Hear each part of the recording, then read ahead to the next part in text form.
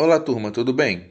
Na semana passada, demos início ao conteúdo dos cinco grandes reinos, abordando o antigo reino Monera, que englobava as bactérias e as árqueas. Aí a gente percebeu que, através de estudos, esses dois grupos fazem parte não somente de reinos diferentes, mas também de domínios diferentes, são categorias diferentes de organismos. Dando continuidade então a essa ideia dos cinco grandes reinos, a gente vai falar sobre o reino protista. O reino protista ele é altamente complexo. Por que ele é muito complexo? Diferente dos outros, que tem lá o reino animalia, que pega organismos heterotróficos multicelulares. Reino plantae, que pega organismos autotróficos também multicelulares. Os demais reinos, no reino protista, esse reino vai englobar tanto organismos autotróficos quanto organismos heterotróficos. Então tem formas de nutrição diferentes dentro de um mesmo reino. Vai ter organismos unicelulares, mas também teremos organismos pluricelulares. Então é uma diversidade muito grande dentro desse reino protista. Tá? Ele vai ser subdividido em dois grandes grupos, no caso as algas e as algas inferiores, que a gente classifica assim, e também os protozoários. Tá? Então a gente vai estudar um pouquinho de cada um.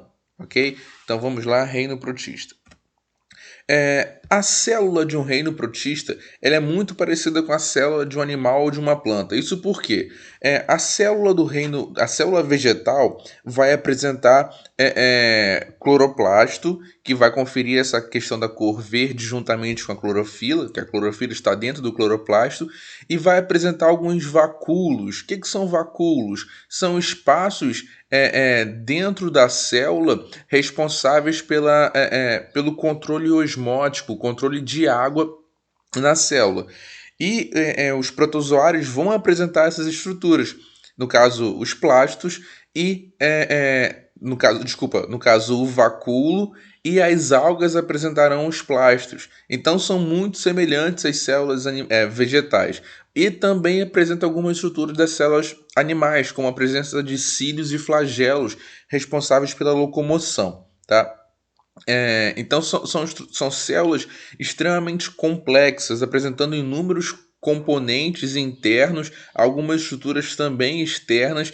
É tão complexo a célula de um organismo, de um protista, que no caso o nosso organismo, a gente precisa de um sistema inteiro para que realize o processo de digestão, o processo de respiração.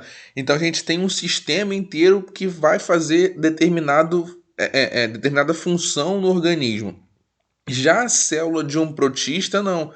A própria célula ela é capaz de realizar todas as funções. Ela é capaz de se locomover, ela é capaz de fazer a digestão, fazer a respiração. Ela faz tudo aquilo que o nosso organismo precisa de sistemas para fazer. Tá? Então, ela é altamente complexa, altamente especializada. Tá ok? Aí, como eu falei, a gente divide então o reino protista em dois grandes grupos: o grupo dos protozoários e o grupo das algas inferiores. Tá? Então a gente vai começar a falar sobre os protozoários. Aqui na foto a gente tem um exemplo de uma ameba, entomoeba, que é o exemplo clássico, talvez, dos protozoários. Apresenta inúmeras funções. Essas dobras na membrana é através dos movimentos ameboides, realizando o prolongamento dos pseudópodes, que a gente pode ver aqui, ó, prolongamento dos pseudópodes, que são os falsos pés.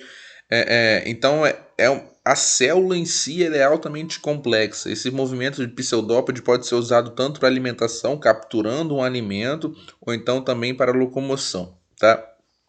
Então, os protozoários são seres unicelulares e eucariontes. Eucariontes por quê? Porque apresenta uma membrana nuclear. Então, o núcleo está protegendo o material genético. com estruturas que garantem seu funcionamento, realizando as mesmas tarefas básicas de um animal, como respiração, digestão, circulação, excreção e alguns até uma primitiva coordenação, aquilo que a gente comentou no início.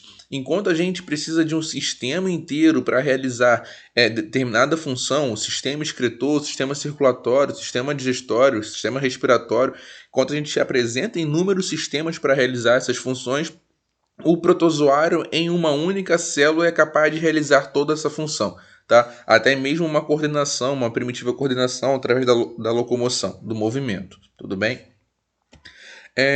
Eles são classificados da seguinte forma, de 4 formas básicas, né? Temos os sarcodíneos, que são esses primeiros aqui. São representados pelas amebas, então aquela foto que a gente viu anterior também. Elas se locomovem por meio de pseudópodes.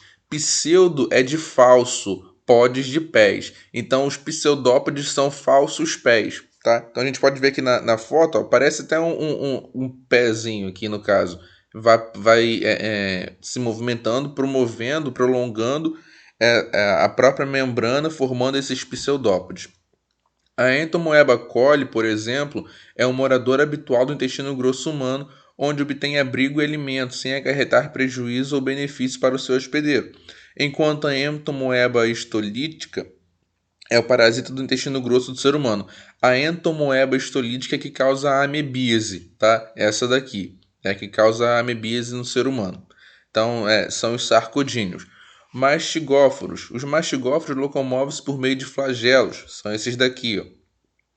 A gente pode perceber bem esse flagelo na estrutura da célula. Alguns são parasitas, ou seja, obtêm alimento a partir de associação com outros seres vivos. Alguns exemplos são a giardia, que parasita o intestino delgado do ser humano, e o Trypanosoma cruzi, que instala em tecidos humanos e outros animais. Esse caso aqui é o Trypanosoma cruzi. O Trypanosoma cruzi é o que causa a doença de Chagas na espécie humana, tá? Então é interessante a gente também, quando estuda sobre protozoários, ver as doenças que causam. Essa primeira aqui causa a amebíase, esse segundo aqui causa doença de Chagas, tá? É uma doença muito comum, era mais comum antigamente, hoje ainda é presente em cidades que adentram a floresta. Então, nas grandes cidades é mais difícil, uma vez que o inseto, que é o vetor, no caso o barbeiro, ele não existe nessas regiões ou não existe em pouca quantidade. Agora, em cidades que avançam sobre a floresta, acaba tendo uma presença maior dessa doença, tá? Esporozoários, que são esses daqui, não possuem estrutura locomotora. Um exemplo é o agente transmissor da malária. Aí o que acontece? O agente transmissor da malária, ele vive dentro da célula sanguínea humana. Aí o que acontece? Qual é a função da célula sanguínea? A função da célula sanguínea é conduzir os gases respiratórios. Como esse protozoário vive dentro da célula sanguínea, ela acaba não conseguindo realizar essa condução dos gases respiratórios de forma eficiente, ou então não consegue também passar pelos vasos sanguíneos muito pequenos, uma vez que a célula muda sua forma, então acaba não conseguindo passar pelos vasos sanguíneos. Um exemplo esse daqui, o esporozoário que causa a malária, é o Plasmodium, tá? Então, o Plasmodium é um causador da malária. E por último, temos os ciliados. Os ciliados vão se locomover por meio de cílios. A gente pode ver aqui na foto que tem inúmeras estruturas muito pequenas. Esses são os cílios. À medida que esses cílios vão batendo, vão se movimentando, ele vai se movimentando também. São exemplos a Vorticella, Balantidium e coli, porém o mais conhecido é o paramécio. Esse exemplo aqui é um paramécio, tá? É o protozoário comum que é utilizado no estudo. Ele apresenta vacúolos, que são regiões responsáveis pelo controle osmótico. Só que o vacúolo do paramécio é um vacúolo contrátil. Ele vai se encher quando em ambiente hipotônico, vai entrar tanta água nele que esse vacúolo vai se contrair, então, expulsando essa água da célula, da própria célula, tá? Então, É importante a gente entender essas estruturas de locomoção, as amebas se movimentando através de pseudópodes, os mastigóforos através de flagelos, os esporozoários que não apresentam estruturas locomotoras e os ciliados que apresentam cílios para locomoção. Tá? Então, basicamente, são essas características que a gente precisa entender sobre os protozoários. As algas. As algas são organismos autótrofos. O que é o organismo autótrofo? É aquele que produz o próprio alimento, principalmente através da fotossíntese. Pois tem clorofila, além de outros pigmentos. Logo, realizam fotossíntese. Lembrando que clorofila é o pigmento que confere a cor verde. Existirão outros pigmentos que vão conferir a cor vermelha, cor laranja, marrom e assim por diante. Então, existirão pigmentos diferentes, conferindo cores diferentes à estrutura. Por algum tempo foram classificadas no reino vegetal, pela semelhança com as células vegetais, mas como são organismos mais simples e não possuem tecidos organizados, foram reagrupados no reino protista. O que acontece? A planta apresenta tecido de condução. Um exemplo disso é o xileme floema das plantas. Já as algas não apresentam essas estruturas. Tá? Então, essa diferença. Apresentando essa diferença, então não tem como ser classificado em um mesmo grupo. É necessário que sejam classificados em grupos diferentes, uma vez que são estruturas, são organismos diferentes. Tudo bem? Aí o que acontece? As algas são organismos extremamente importantes. São os principais seres produtores de oxigênio, do oxigênio que é liberado para a atmosfera, são os principais produtores e sofre grande influência na questão da poluição. Quando você polui o ambiente, você polui o oceano, a água se torna mais fria e mais escura. Essa água se tornando mais fria e mais escura reduz a passagem de luz. Quanto menos luz passar, menor vai ser a taxa de fotossíntese. Tá? Então, por isso é o problema da poluição dos oceanos. E se você polui o oceano, menos fotossíntese ocorre, menos oxigênio você tem disponível na atmosfera. Lembrando que cerca de 70% a 80% de todo o ar que a gente respira vem das algas, não das árvores. Então, o pulmão do mundo, na verdade, são as algas. Tudo bem? As algas também são classificadas principalmente de acordo com seu pigmento. Tá? Então temos aqui as algas verdes, que são as algas mais comuns que a gente consegue visualizar bastante quando vai na praia. As algas verdes se caracterizam pela presença de clorofila A e B e carotenoides, muito parecida com a estrutura, com a clorofila de uma planta. Reservas de amido, assim também como uma planta, e parede celular de celulose, ou seja, é quase que uma célula vegetal. Podem ser uni ou pluricelulares e as espécies comestíveis. A diferença é que a planta ela não é unicelular, a planta é sempre pluricelular e as plantas apresentarão tecidos verdadeiros de condução, no caso do tecido xileme floema. Então a alga verde é muito semelhante a uma planta. Presença de clorofila A e B, carotenoide, reserva de amido, parede celular de celulose. Isso é quase que uma célula vegetal, porém existe a presença de tecido condutor nas plantas, enquanto nas algas não. Tá? Então temos essa alga aqui, alface do mar. É muito parecida com a célula vegetal e é muito comum da gente encontrar.